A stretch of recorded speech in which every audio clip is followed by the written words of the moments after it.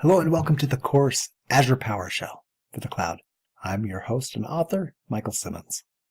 I've got a background in Windows system engineering and administration. I've been in IT for about 20 years, and 10 of those years have been specializing in PowerShell and automation. I've been working with Azure for several years, and I've been an early adopter of both PowerShell and Azure, and you can tweet me and connect with me at mt_Simmons. Now to the course overview. In this course, we're going to be covering PowerShell and Azure, and we're going to start with an introduction to the course overview, show you how to install the modules and get signed into Azure from PowerShell.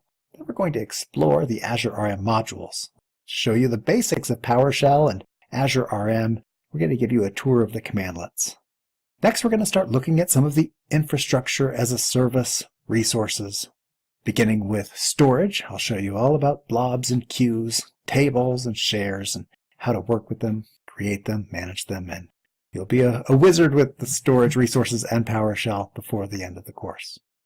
Next, we're going to show you some network resources, how to create and manage the networks, subnets that go into the networks, security rules, and a few extra neat tricks. Then we're going to talk about virtual machines. We're going to show you how to create, modify, power on, delete, scale up, power off, and even backup and restore virtual machines. And finally, we'll show you some different options that you have for deploying resources into Azure using PowerShell, including deploying ARM templates. Now, before we get started, I hope that you're at least familiar with PowerShell and Azure.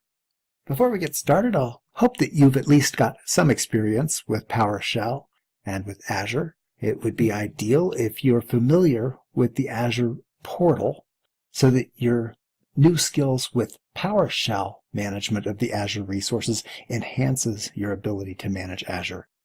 Similarly, working with PowerShell, I'm going to assume that you have some basic framework of reference for working with PowerShell. That is, working with commandlets, finding commandlets, and working with parameters, scripts, and variables. Now, I will cover some of the core concepts of PowerShell as a refresher, but you'll get a lot more out of it if you've already got some familiarity with it. You don't have to be deep, but a little bit will help. And if you don't have it, go ahead and give it a try. We've also got some other courses that will bring you up to speed with PowerShell. The tools that we're going to use in this course, we're going to use PowerShell. I'm going to use Windows PowerShell version 5.1. PowerShell Core version 6 is also usable.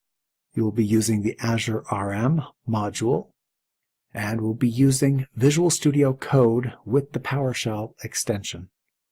And finally, I just want to mention that it's so important that you don't just listen to this video or that you don't just watch it one time, but really take what you're learning here and practice with it, because that's the only way that you're going to gain real skills with PowerShell and the Azure RM module, is to really give it a shot and practice what we're teaching you here in this course.